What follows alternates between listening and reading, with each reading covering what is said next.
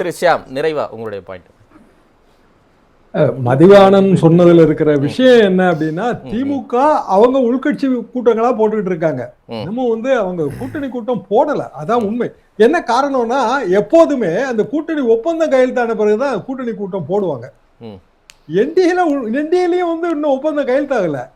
ஆனா அவங்க ஏதோ பேசி முடிச்சுட்டாங்கன்னு தான் நான் நினைக்கிறேன்.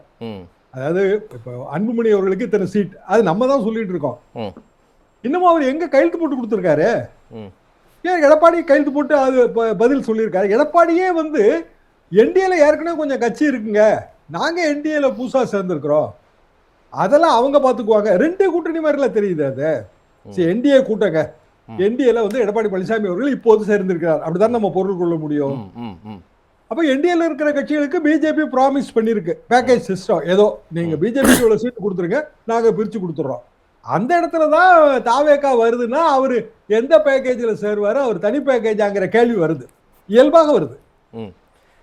அப்ப அதுவும் பிஜேபி பேக்கேஜ் தான் அப்படின்னா அதிமுக எத்தனை சீட்டு மிஞ்சும், இந்த சந்தேகங்கள் வருது.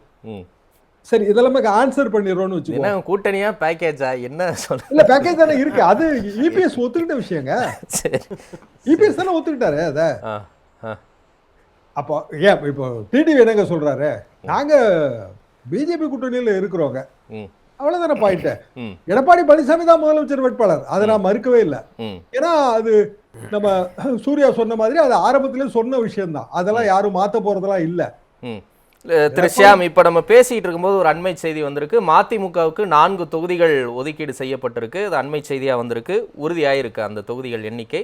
அதையும் இப்ப நம்ம முழு திரையில பார்க்கலாம். நீங்க தொடர்ந்து பேசுங்க திரு ஷியாம். இயல்பாக இது என்ன ஆகுனாங்க, திமுக கூட்டணியில சீட்டுகள் கொடுத்து ஒப்பந்தம் கையெழுத்தாகும் போது அந்த கூட்டணி இன்னென்ன கட்சிகள் இருக்கு, இத்தனை தொகுதிகள், இது நமக்கு தெரிஞ்சிடும்.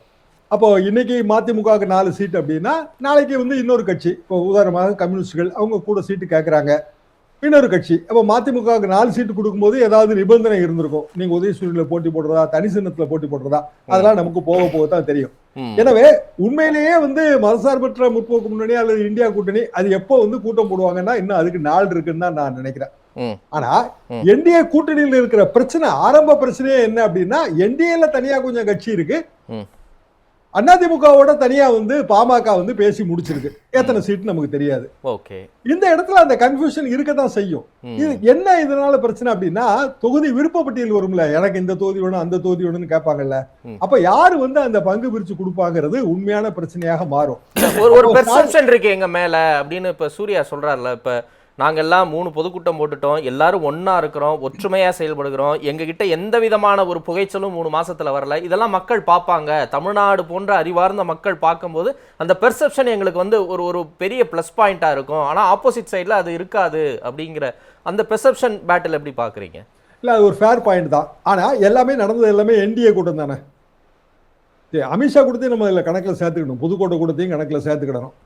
அப்படி சேர்த்துக்கிட்டோம்னா எல்லாருமே மத்திய அரசுல உயர் பதவிகளை வகிக்கிறவங்க, கான்ஸ்டிடியூஷனல் அத்தாரிட்டிஸ், அவங்க இங்க வரும்போது கூட்டம் நடக்குது. அதுல என்டிஏ கூட்டணியில் இருக்கிற கட்சிகள் கலந்து கொள்கின்றன, அதிமுக கூட்டணியில் இருக்கும் கட்சிகளும் கலந்து கொள்கின்றன. அப்படித்தானே வரும். அதிமுக கூட்டணியில் இப்ப யாருங்க இருக்கா? பாமக மட்டும் தானே, மத்தவங்களும் இல்லீங்களே. கூட்டணியில் ஒரு கூட்டணின்னு சொல்றீங்களா? ஆமா, 2001 ஜனநாயக பேரவை சிதம்பரம் கட்சி அப்படித்தானே திமுக கூட்டணியில் இருந்தது. திமுக கூட்டணிக்கு என்ன கருது, நாங்க பிஜேபிக்கு ஆதரவா பிரச்சாரம் பண்ண மாட்டோம், நாங்க திமுக ஆதரவா பிரச்சாரம் பண்ணுவோம், கூட்டணிகள் கூட்டணின்னாரு. சிதம்பரம் தானே சொன்னாரு அத. அப்போ கூட்டணிகள் கூட்டணியை நான் புதுசுன்னு சொல்லல. ஆனா அது 2 அல்லது 3 கூட்டணிகளை தோற்றுவிக்கும் போது அதற்கான வெற்றி வாய்ப்பு குறையும்னு சொல்றேன், அவ்வளவுதான்.